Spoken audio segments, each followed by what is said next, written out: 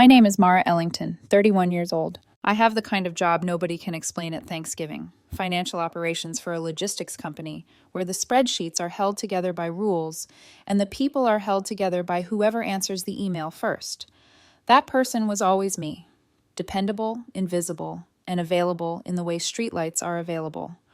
Always on, rarely thanked. My sister Brianna arrived 3 years after me and took up every room like oxygen. Pretty, persuasive, the type to balance a champagne flute and a lie on the same wrist. Her fiancé Trevor matched her energy. Handsome, glossy, charisma like cologne. Growing up, Brianna learned that someone would show up to rescue her. Somewhere along the way, I learned that someone was me. The bank alert hit at 9:07 p.m., the night before her wedding, while I was on the couch eating dry cereal and pretending I liked the quiet. $12,034.88 charged, reception services. The venue name was familiar because I'd listened to Brianna gush about chandeliers the way other people talk about vows. For one dumb second, I thought, fraud. Then my stomach beat me to the truth. Years ago, when her card was frozen, I'd let her use my debit once. Just $100, just for today. We never changed the info. I forgot about it. She didn't. I called. No answer. I texted. Bree, did you use my... Her reply arrived before I could type card. Don't act surprised. You don't even have a life to spend it on. It wasn't a scream inside me. It was a click, like a lock that gives quietly and never goes back. I read the message again. The old choreography was already assembling. She uses, I swallow. She wins, I pay. Except I felt awake in a way I hadn't since Mom taught me to balance a checkbook with a pencil and a prayer. I opened my laptop and started gathering the bones of the night. Transaction IDs, vendor contracts, cancellation clauses. I called the venue first. I'm disputing an unauthorized charge, I said evenly, reading the numbers. They asked questions, some polite, some suspicious, but every call found its room inside my spine. Florist, lighting, DJ, catering. The midnight DJ tried to bro bargain. I read him his own terms in the tone I save for auditors. I kept notes, screenshots, confirmation numbers. Evidence is the only language chaos understands. At 1:42 a.m., I filed disputes with the bank and locked the account. At 3:11, I got the case-opened emails. At 3:37, I brewed stale coffee and recognized my kitchen at an hour it didn't deserve me. At 4:06, I found an autopay I'd forgotten, Mom's electric bill. I hovered, didn't touch it, not yet. By sunrise, every contract hung by its own fine print. My hands shook, not from fear, but from the adrenaline of unlearning. In the quiet between calls, I noticed the apartment looking back at me as mine and not as a staging area for other people's emergencies. A stack of manila folders glowed on my bookcase, remembered suddenly as labels from other rescues. January groceries, Adam, 2 a.m., Toe, Bry, Mom Dental, shoeboxed proof that sometimes the past keeps its own receipts even when no one asks it to. At 7:42 a.m., my phone detonated. The family group chat, Taylor Fam Bam, turned red with panic. Mom, why is the florist saying we didn't pay? Adam, venue says canceled? Wath, Brianna, today is not the day for glitches. Fix it. Trevor, calling the manager. I made coffee I didn't want and watched the bubbles crawl up the chat like ivy. Aunt Clara, I can't believe this. Some people are jealous of happiness. Cousin Michelle, praying for peace, but wow.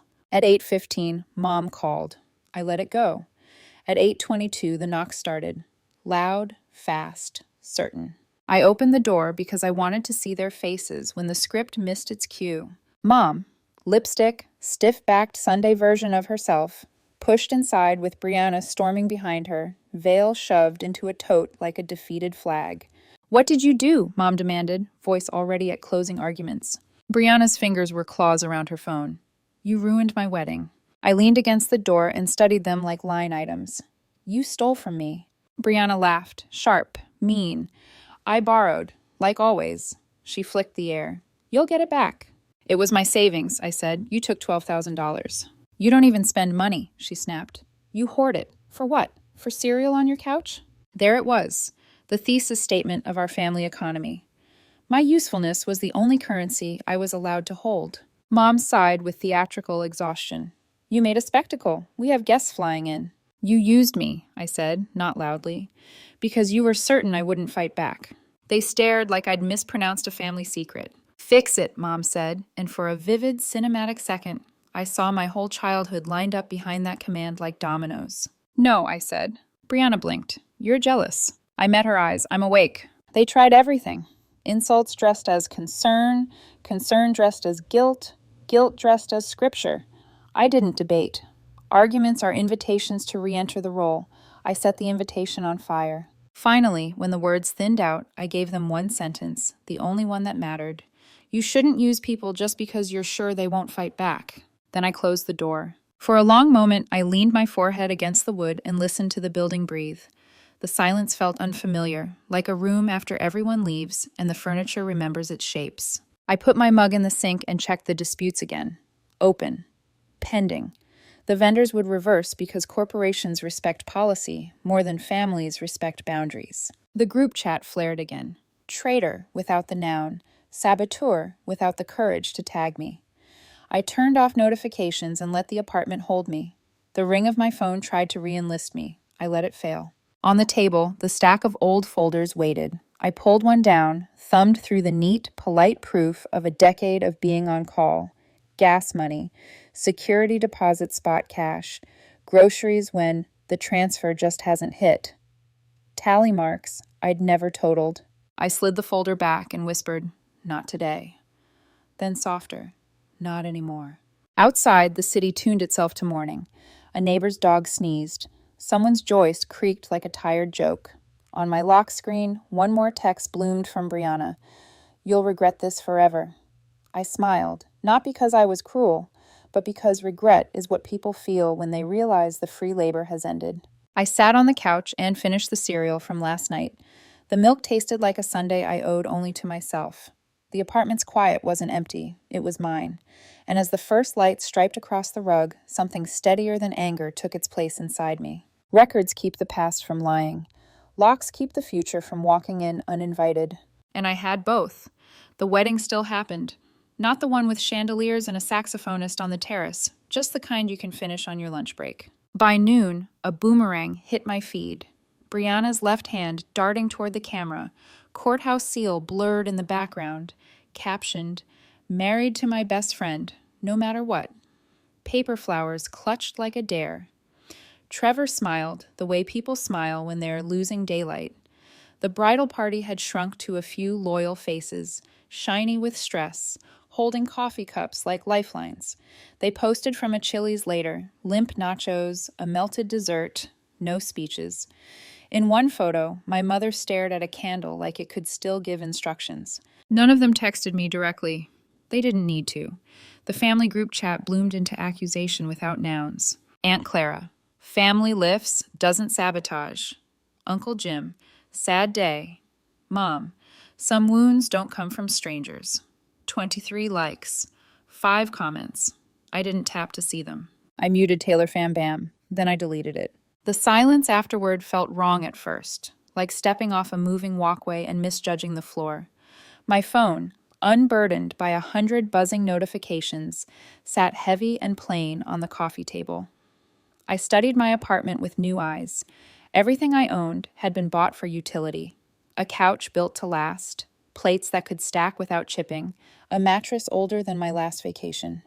I ordered a new mattress online on a whim. I added pillows that looked like they had opinions. I filled my cart with nothing I had to justify. When the deliveries arrived, the building manager said, "Big changes?" And I said, "A better back." He nodded as if I'd quoted a poem. I didn't post a thing. I cooked pasta, watched the steam lift like a benediction, and put dishes in the sink without hating the sound. The next morning, I woke at 6 out of habit, then refused to save anyone with the spare hours. I walked. The air was cool enough to pretend the city was kind. A dog trotted past with a bandana he didn't earn. By the time I returned, the messages I hadn't wanted found their way into my voicemail. Mom, you humiliated us. Adam, this isn't just about money. You broke her. Brianna, you will regret this forever. I let them live there, unplayed, unfed. Instead, I opened apps I should have closed months ago.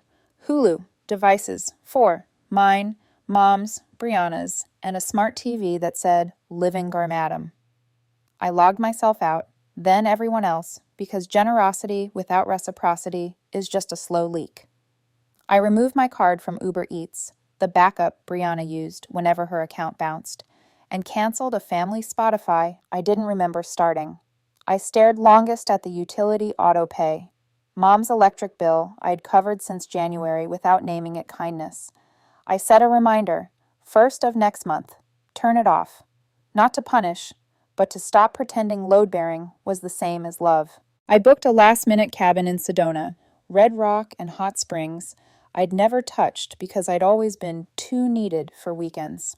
I packed a small bag, 2 dresses, a swimsuit, a paperback that still smelled like the bookstore where I bought it. I left my work phone plugged in and face down, like a sleeping animal I wasn't responsible for. I told no one. Sedona was red and quiet in a way my body didn't know how to trust. The cabin's porch had a chair that creaked as if it had been waiting for a confession. In the hot springs, strangers didn't ask me why I was alone. They asked me if the water felt hotter at the jet. I nodded and didn't give them my autobiography. The second night, I watched the sun burn a clean hole through the horizon and felt the panic in my chest submit to the math of light. I didn't miss them. I thought I would miss the idea of them, the group text with a dozen laughing emojis, the holiday bake-offs, the illusion of a net. But I only missed the version of family I had manufactured and subsidized. The real thing had teeth. On Monday, I drove home with the windows down and a part of me rebuilt in the soft place behind my sternum. I stopped at a roadside market and bought peaches so ripe they bruised under their own perfume. Back at my apartment, the air tasted like the inside of a new book. I opened the bank app and created a second account. I named it Nothing Pretty. No one knew it existed. The first transfer felt like a small country declaring its independence without fireworks. They noticed the holes before they noticed the architecture. Brianna, why did Hulu log me out? Adam, is the gym card canceled? Says declined. Mom, the lights almost got shut off today. What's going on?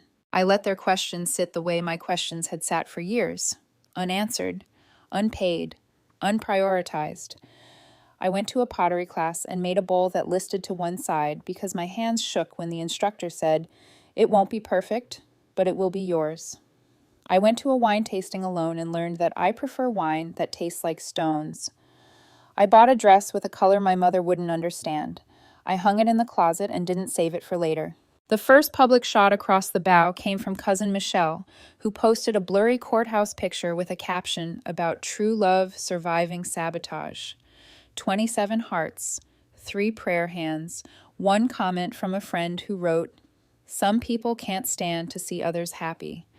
I blocked Michelle, not because she mattered, but because attention is a currency, and I was done tipping. The family rebranded my refusal as cruelty. They framed my silence as proof. They told the story of a bitter spinster who had ruined magic because she couldn't conjure her own. I let them work the edges of that lie until they cut their fingers. Every message they sent sat on my phone like a stone in a jar, heavy but not lethal, proof of how much noise people make when the free labor stops. Then something shifted, a glitch in the script. Mom sent a meme of a cat falling into a bowl of popcorn with no caption, as if humor could grease the hinges. 2 days later, Brianna liked a photo of my new plant. Adam replied to an Instagram story with a lone fire emoji, and for a second it was 2015, and we were laughing about something small and unimportant. I didn't answer any of them, not because I was punishing them, but because I was learning to let quiet do what it does. Work noticed I wasn't leaking energy everywhere. I said no once and didn't explain. The office didn't implode. People found their own printers. I stayed until 5 and left at 5:10, which felt like robbing a train and getting away with it. The weekend after Sedona, I threw out the couch that had groaned under a decade of rewatching other people's crises and bought one that asked me to sit like I belonged to myself. I vacuumed and found exactly 14 bobby pins under the old rug, which is how you know a house has held women telling themselves it was fine. I almost believed it would stay quiet. It didn't. 2 weeks after the courthouse wedding, Brianna posted a photo of herself in a mirror, eyes glassy, captioned, "Still standing." The comments were thirsty with sympathy. At the bottom, Trevor typed, "Always." For the first time, he didn't look like a prince. He looked like a man whose kingdom had plumbing problems. That night, I opened a small wooden box on my shelf and found the paper I'd forgotten I kept. Old receipts, dog-eared note cards with careful tallies, rent, Bry, 2 months, grocery, mom, tow, Adam, and a faded printout of an email from 2018 where I wrote, "Hey, remember to pay me back for the hotel? No rush." The reply was a heart emoji, no money. I didn't feel righteous rage. I felt a tired, clean relief. Records keep the past from lying, about me, about them, about the shape of the debt we never named. The first of the month came. I turned off Mom's electric auto pay. My finger hovered for a breath that contained 29 years. Then I pressed the button. The confirmation email arrived and didn't accuse me of being a bad daughter. It said, "Change successful." That was all. In the quiet that followed, I booked a Saturday morning bus to a town with a farmer's market 3 stops away. I bought tomatoes that tasted like July, even though it was October.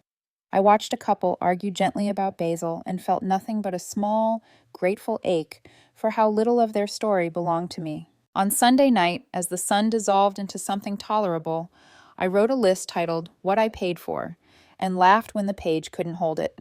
Not for court, not for leverage, for inventory. For the part of me that had been called selfish when she was just tired. I wrote 2 a.m. airport ride, Adam, 2019, and Breeze Boutique Hotel birthday, and Mom's dentist, and Brianna's emergency dress, and I didn't stop until my hand cramped. I closed the notebook and put it under the couch like a trap for ghosts. Monday morning, I woke before my alarm and didn't save anyone. I made coffee thick as consequence and opened the blinds. The city yawned. Somewhere, a neighbor began an argument that wasn't my assignment. My phone stayed still. No pings, no demands. I watered the plant Brianna had liked and said out loud, "You live here because I bought you." The plant didn't thank me. It just was. On my way out the door, I caught my reflection and startled at the way I looked, like someone who had not apologized for 24 hours. In the elevator, a kid with a backpack stared at me and asked, "Are you a teacher?" I said, "No, but I'm learning." At lunch, I ordered a salad that didn't pretend to be something else and texted Maya a photo of the crooked pottery bowl. She replied, "It's perfect because it lists toward you." I laughed into my fork. That night, as I washed the bowl by hand, because the dishwasher still made me feel wasteful, my phone buzzed with a notification I didn't expect. "Brianna tagged you in a photo." I didn't open it. I turned off the tap and listened to the last drops hit the metal like a code. I understood it without translating. They were going to keep reaching for the old doors. I had changed all the locks. 2 weeks after the courthouse wedding, I thought the noise might finally die out. But like most things in my family, the quiet came with strings. It started small, polite even. A meme from Mom, a cat video, no caption, like she was trying to pretend everything had been a misunderstanding. 2 days later, Brianna liked one of my photos, a picture of my new plant on the windowsill. The day after that, Adam replied to one of my Instagram stories with a single emoji. They weren't apologies. They were probes. Soft, subtle ways of asking, "Are you still angry? Can we pretend this never happened?" I didn't answer, not because I was mad, but because I wasn't playing anymore. Silence used to be my punishment. Now it was my protection. Then on a Tuesday morning, the receptionist at my office buzzed me. "You've got a visitor," she said. "Family. Said it's an emergency." My stomach tightened. When I walked into the lobby, Brianna was sitting there like she was waiting for brunch, hair curled, heels too tall for the linoleum floor. She smiled like we were still sisters who texted every night. "Mara," she said, standing up, "we need to talk." I didn't take her into my office. I led her outside to the edge of the parking lot where there was a single bench under a half-dead tree. She sat. I stayed standing. "I've missed you," she began. "Everything's been weird since the wedding. People keep asking what happened. I just want to move on." Her voice cracked, a little too practiced. Then she pulled a folded paper out of her purse and handed it to me. It was a legal notice, a defamation claim. Apparently, after losing her dream venue, she'd written a dramatic Google review calling the staff scammers, liars, and frauds. Now the venue was suing her for damages. "I need you to help me," she said. "Help how?" "Just tell them it was a misunderstanding, that you didn't mean for it to get canceled. They'll listen to you. You're good with words." I laughed once quietly. "You want me to lie?" "You don't even have to," she said quickly. "Just smooth it over. They won't check." I handed the paper back. "No." Her face hardened. "You're better than this." "I am," I said. "That's why I'm not doing it." She stared at me like she was trying to find the version of me she could guilt into obedience. But that woman had already packed up and left. So I turned and walked away. By the time I got back to my desk, my phone was already lighting up. Mom, then Brianna again, then Adam. Voicemails, missed calls, texts ranging from guilt to anger to pleading. I didn't answer any of them. That night, at 11:23 p.m., a message came from a number I didn't recognize. "Trevor, we'd never texted before. I don't know what they did to you, but they're terrified. And honestly, respect." I read it 3 times, not because it mattered, but because it was the first time anyone had ever acknowledged it. That I wasn't cruel, just done. The next morning, I woke to an email alert from my bank. Unusual login attempt detected. Someone was trying to access my old account, the one Brianna used years ago, the one I thought I'd already locked down. My heart dropped. I called the bank immediately. They froze everything, reset my credentials, added voice verification and multi-factor authentication. Nothing had been taken, but I could feel her fingerprints in the attempt. It was desperation disguised as coincidence. Afterward, I sat at my desk staring at the new login page. The words blurred until I realized I was shaking. Not from fear, but from the realization that they hadn't stopped trying. They were just getting sloppy. That afternoon, I drove to my storage unit, a small one on the edge of town that I'd rented years ago and forgotten about. Inside, it smelled like dust and paper. I found the old file boxes stacked in the corner. Bills, receipts, little scraps of proof from every time I'd bailed one of them out. I dug through until I found a small envelope labeled in my handwriting, IOUs, Bri. Inside were a dozen folded notes. "I'll pay you back Friday. Promise. Can you cover rent this time? I'll Venmo you next week. Love you. I'll make it up to you." She never had. I held those notes for a long time. For years, I'd kept them because I thought I'd need them one day to prove I wasn't crazy. But now I realized they weren't evidence for anyone else. They were proof for me. A record of all the times I'd been kind and all the times they'd mistaken that kindness for weakness. When I got home, the apartment felt different, lighter somehow.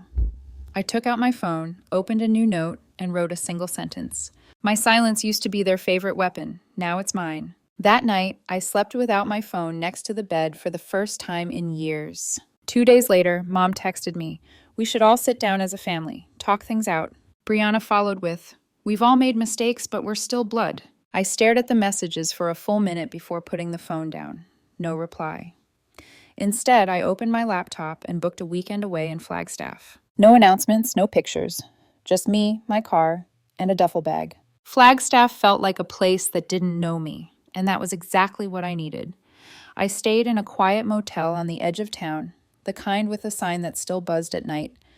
I ate pancakes at a diner where nobody asked why I was alone. I spent hours at a local bookstore reading paperbacks I'd never buy, just because I could. On my second night, I found an old leather journal at an antique shop. Thick pages, faint ink stains, smelled like cedar and someone else's life. I didn't know why I bought it. But that night, sitting under a flickering lamp, I opened it and started writing. It wasn't therapy, it wasn't a confession, it was inventory. 10 years of invisible labor. Rent payments, grocery runs, car rides, emergencies, favors. All of it poured out of me, like someone was taking dictation. I filled half the notebook before sunrise. No anger, no tears, just clarity. Each line was a tally mark of the ways I'd been useful, the ways they'd made sure I stayed that way. When I finally put the pen down, my hands were cramped, but my mind was still. I realized something I hadn't before. I didn't need them to apologize. I just needed to stop waiting for them to. When I drove home Sunday night, I turned my phone back on. 38 messages, 11 missed calls, 3 voicemails. I expected more of the same. Guilt, pleading, manipulation. But this time, the tone had changed. Brianna's latest post was a surprise. A mirror selfie with the caption, "When you finally realize you've been taking the wrong people for granted." Her followers flooded the comments with praise. One even tagged me. "You're a real one," at Tamara Ellington. I didn't respond, but I saw it. Then Adam texted me. "I think we owe you a real apology. I get it now. Mom's quieter. Brianna's different. We're not pretending anymore. If you ever want to talk, I'll answer." And then a final text from Trevor again. "They're scared of you, Mara.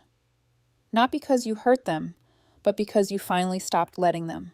I sat with that one the longest. Because he was right. They didn't fear me because I'd done something terrible. They feared me because I'd finally done something at all.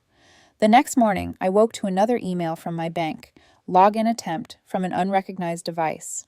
Someone was still trying to break into my old account. I didn't panic this time. I just called the bank, confirmed the attempt, and tightened the security another notch. Voice ID, new passwords, locked down every trace of shared information I could find. When I hung up, I felt a strange calm settle over me. This was what they couldn't understand. That peace isn't the same as passivity. Peace can be a fortress too. That afternoon, I went for a walk downtown, stopping at a coffee shop I used to love. I ordered something indulgent and sat by the window, letting the noise of strangers fill the spaces my family used to occupy. For the first time in years, the silence wasn't heavy. It was earned. 2 days later, the messages started again, but softer now. "Mom, we should all sit down as a family. Brianna. We've all made mistakes, but we're still blood." I stared at the texts and thought of every "we" they'd ever used as a shield. "We're family. We'll fix it together. We need you." Every "we" was a way of saying "you'll pay." This time I didn't reply. Instead, I opened my travel app and booked another solo weekend. This time in a cabin near the mountains in Flagstaff. No group chat updates. No itinerary. No one knew where I went. The cabin was small and simple. One room, one bed, and a view of pine trees that swayed like they were keeping secrets. On the first night, I sat on the porch with a mug of tea and realized how long it had been since I'd heard only wind. I opened my journal and kept writing. Not about them, about me. I wrote about the first time I realized I was invisible, about the feeling of being useful but never seen, about how family can love you but still drain you dry. I wrote about the kind of forgiveness that doesn't require reunion. Page after page, I put everything down. It wasn't revenge, it was release. By the time I closed the journal, the air outside had turned cold and sharp. The stars looked close enough to touch. I whispered, "You don't owe anyone your peace." The trees didn't answer, but they didn't argue either. When I got home Sunday night, I turned my phone back on and waited for the inevitable flood. 38 messages, 11 missed calls. But this time the tone was different. Brianna had posted a selfie with a caption that stopped me cold. "When you finally realize you've been taking the wrong people for granted. Still learning. Still hoping it's not too late." Her followers flooded the comments. "Growth looks good on you. Proud of you. Own your story." One person even tagged me. "At Mara Ellington, you're the real one." I didn't react, didn't comment, didn't feed it. But I saw it. And for the first time, I believed maybe she'd actually meant it. Then Adam texted, "I think we owe you a real apology. I'm not saying I get it all, but I understand why you snapped. Mom's different. Brianna's quiet. You changed everything, Mara." I read it twice, not to savor it, but to make sure I wasn't imagining empathy for the first time in years. Then Trevor texted again. "They're scared of you, Mara. Genuinely scared. But it's not fear of you hurting them. It's fear of losing you completely." I stared at the message, a small laugh catching in my throat. Because it was true.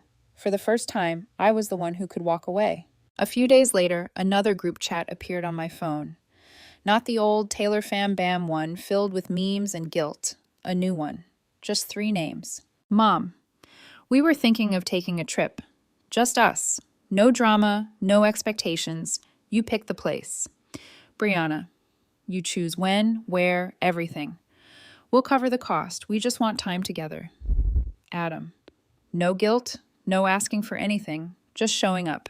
I didn't answer right away. I cleaned my apartment, cooked dinner, and sat with my journal on the floor until the candle burned low. Then, finally, I replied, "Fine, we'll go. But I pick everything, and the second it starts to feel like before, I'm out. No questions, no apologies." Brianna, agreed. Adam, same. Mom, proud of you for real this time. It should have felt manipulative, but it didn't. It felt careful, like they were the ones walking on eggshells now, not me. We ended up in Oregon. I picked it partly because none of us had ever been, and partly because it was far enough from Arizona to force everyone to leave their old habits behind. No quick visits, no forgot something at home, no escape routes. Just the four of us, me, Brianna, Mom, and Adam. A rented cabin outside Bend, surrounded by trees so tall they looked like they could keep secrets better than people ever could. When we arrived, no one really knew what to say. The air between us was too new. Mom kept opening her mouth like she wanted to speak, then closing it again. Adam chopped vegetables for dinner just to have something to do. Brianna looked at me like I was a stranger she was still deciding whether to trust. That first night, we sat around the fireplace in silence until Brianna finally said it. "We were awful to you." She didn't look at me when she said it. She looked at the fire. "I didn't realize how much I leaned on you," she continued. "I thought you'd always be there. I thought that's what family was supposed to mean." Her voice broke. Mom started crying before she even spoke. "I spent my whole life trying to hold everyone together," she said. "I thought if we all stayed connected, it would fix everything. I didn't see what it cost you." She looked at me then. "Fine doesn't mean okay, Mara, and you said you were fine for so long that I believed you." Adam spoke last, voice low. "I didn't want to see it, because if I did, I'd have to admit I let it happen too."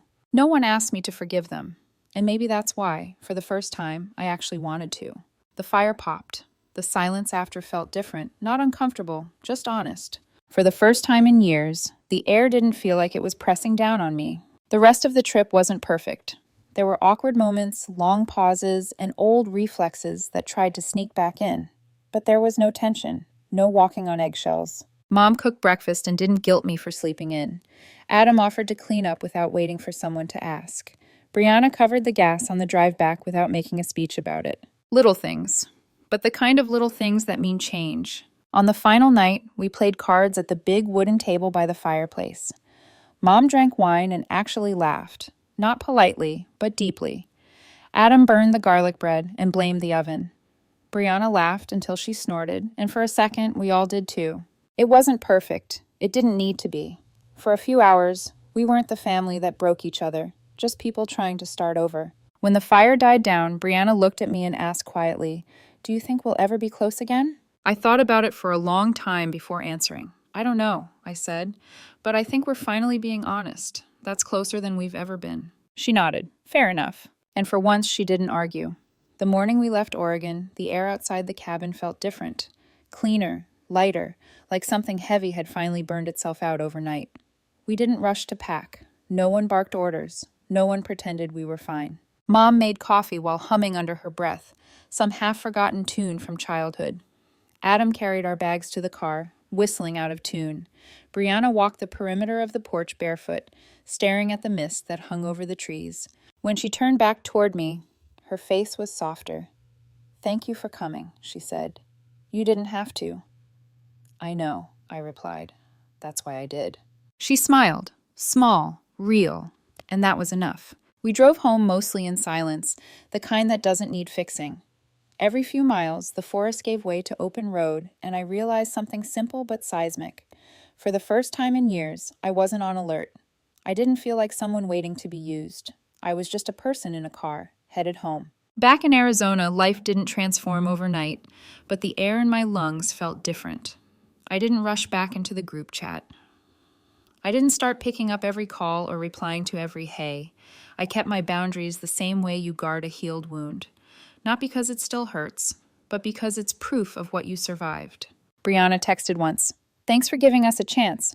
I answered, "You gave yourselves one." Mom sent a photo of a pie she'd baked. No captions, no guilt. Just look, I did something nice today. I hearted it and left it at that. Adam started sending small updates about work. Nothing dramatic, just got the promotion. Trying to be better. I believed him. No one asked for money, no one hinted at favors. The silence between us was starting to sound like respect. Weeks passed. I didn't realize how much space I'd reclaimed until I caught myself laughing out loud in my kitchen while a podcast played. It startled me. The sound, the ease of it. I was getting used to my own company. I kept writing in my journal, not about the family this time, but about what I wanted next. The pages filled with things that had nothing to do with survival, books I wanted to read, languages I wanted to learn, places I'd stopped allowing myself to imagine. One night I booked a ticket. Barcelona, 10 days. No plan, just me. When the confirmations email arrived, I didn't overthink it. I didn't ask anyone's permission or share it with the group chat. I just packed my bag. At the airport, I took a photo of my boarding pass against the sunrise and posted it to my Instagram story. No caption. Within an hour, Brianna liked it. Mom commented with a single red heart. Adam sent a thumbs up emoji. No questions, no guilt, no backhanded advice, just space. It wasn't approval, it was peace. Barcelona was chaos in the best way. Noise, color, life that didn't need me to fix it. I wandered through narrow streets and learned that I liked espresso even when it was bitter. I watched people argue in a language I didn't understand and realized it didn't matter. On my third night there, I sat on a bench overlooking the ocean. A street musician played something slow and aching nearby. I pulled out my journal and wrote one sentence. Freedom isn't always loud. Sometimes it's just not explaining yourself anymore. I closed the book and watched the waves until the music faded. When I came home, my apartment felt like mine, in a way it never had before. The couch was new, the walls bare, the air different. I made dinner for one and didn't apologize for the quiet. That evening, a text came through. It was Brianna again. Mom says you look happy in your photos. She's glad. I smiled. Tell her I am. Then another message followed. You know, I used to think you were cold, but I get it now. You weren't cold. You were tired, of all of us. I typed and erased several replies before settling on one word. Exactly. She sent a heart, then nothing else. And that silence, for once, was perfect. Months later, I met them for dinner. My choice, my terms. A small place downtown, neutral ground. No one mentioned the wedding, the money, or the years we'd lost. We just talked. About work, about recipes, about the future. When the check came, Brianna reached for it first. I've got this, she said. And for the first time, I didn't argue. As we left, Mom slipped her arm through mine. Thank you for not giving up on us, she whispered. I didn't say anything. I just squeezed her hand gently. Forgiveness doesn't always need words. Sometimes it just needs proof that people finally learned how to stand on their own. Later that night, I stood on my balcony, the city spread beneath me like static. I thought about the version of me who'd once checked her phone every minute, who'd believed peace had to be earned by pleasing everyone else.